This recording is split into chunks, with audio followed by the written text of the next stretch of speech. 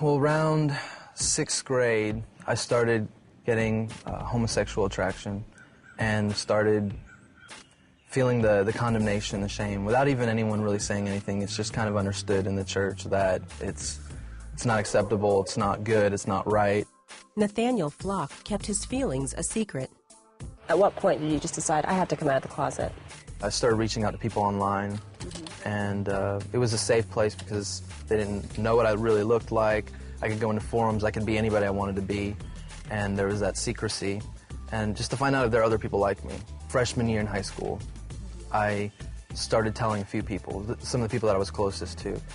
How did your family take all of this? I told my mom by taking her out to a gay restaurant in Atlanta, which probably was really unfair for her because I was doing it because I wanted her on my territory, you know. What was her immediate reaction? She was pretty shocked. I also don't take her out to dinner a whole lot, so she was expecting something, I think, when I asked her to go to dinner with me and a friend. Just broke the ice, said I just wanted you to come down here because I wanted you to know that I'm gay and this is just who I am and this is one of my favorite restaurants and there you go, let's eat. Over the next 3 years, Nathanael became involved in the gay pride movement and the dance music scene. How did you line up your convictions? On the one hand, you're raised in a Christian home, but you're also, you know, thinking it is okay to live this gay lifestyle. How did that line up for you? I was longing for something else. The church hadn't satisfied me. I was feeling all these new feelings. I didn't know how to respond.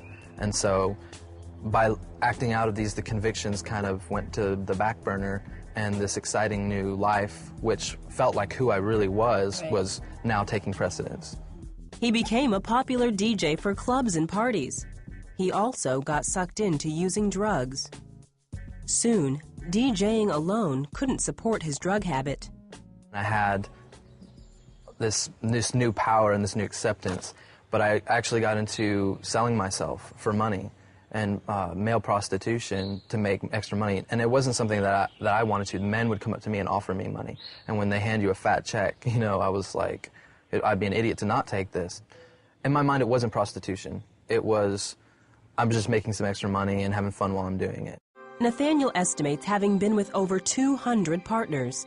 He took me to a park where he did a lot of his cruising, looking around for random sex partners. I used to rollerblade up and down here looking for hookups and just different men who are also cruising around looking for hookups. And so it's kind of known for that. When, I mean, even some married men may take, you know, their lunch break here and just kind of look for something. And what's it feel like being back? It's kind of disturbing just being around here, seeing some of the people. I can look at them and see in their eyes and their body language and what they're doing, and I've been there, you know, I've done that, and so I'm able to pick up on what they're doing and why they're here, and it's depressing. After years of drugs and partying, the excitement of the club scene lost its luster. Everyone tries to act happy because they're all caught in this cycle, and they feel they can't get out, so we have to make ourselves happy to compensate. And I just found most of the men were very unhappy. They'd go from lover to lover to lover because they're looking for that one man to complete them. He felt that God was trying to draw him away, but the lifestyle had a deadly grip on him. There's that grieving, that tension in my heart, because I knew God was still trying to call me back. And so I'd go into the seasons of celibacy. I would make a vow of celibacy, and sure enough, as soon as I would make that vow of celibacy, there would be men knocking on my door. I was addicted to drugs, I was addicted to sex, I could not get out of the cycle. That is, until one night when Nathanael had a remarkable nightmare. He was drowning as a huge snake wrapped itself around his body. But far off, he saw a wall with a cross. As long as I could keep my eye on the cross, I could get close enough to it. So I finally touched it, and as soon as I did, for the first time ever in my sleep life, I could remember that there's a God and I can pray to him. And as soon as I said, Jesus, save me, the water and the snake disappeared. And I woke up, and when I woke up, it was like these scales had fallen off my eyes, like literally a veil had been lifted, and now I was seeing the world right side up.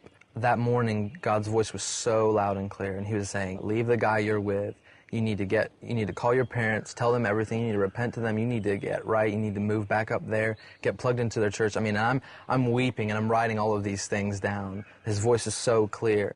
Nathanael asked Jesus to forgive and save him. He returned home to live with his parents, began attending church and growing in his relationship with God. He quit the drugs, yet his homosexual feelings didn't go away. I remember the pastor was preaching on about following God, and that requires you to leave things behind, and you have to keep moving if you're going to follow God. And I felt the Lord pressing so hard into my heart, you have to forsake homosexuality, you have to denounce this. And so I prayed a really scary prayer that night. It was one of the scariest prayers I've ever prayed. And I released it, I surrendered it to the Lord, and I said, I want what you want for me, and if being with a woman is your best for me, then I say yes to that. I denounce and I renounce my agreement with this as who I am, that I want to be who you want me to be. And it wasn't even a week later. I just recently looked at my journal. It wasn't even a week later, and my heart was already turning, and all of a sudden, I was wanting a wife, and I was wanting children, and it burned in me for about 4 or 5 months. It was all I could think about. The day came when Nathanael saw Tiffany, a beautiful girl at church. He wanted to ask her out. Were you nervous? I was nervous, and it was a faith journey because my feelings hadn't caught up to my faith and what God was telling me to do. I felt out of my element, you know, and but I knew that God had chosen her for. I was so certain of it, and so he gave us this amazing day where I asked her if she felt the same way, if we can continue in more than just friends, and because I don't like the term dating. Yeah. I consider courtship important, and so I talked to her dad and asked her dad if I could court his daughter. Nathanael and Tiffany courted for 7 months. They saved their first kiss for their wedding day. You may now kiss your bride. So what is life like for you now? 5 years ago, if you had told me I would be where I am right now, I would have laughed at you. But here we are. I'm married. I have a baby on the way.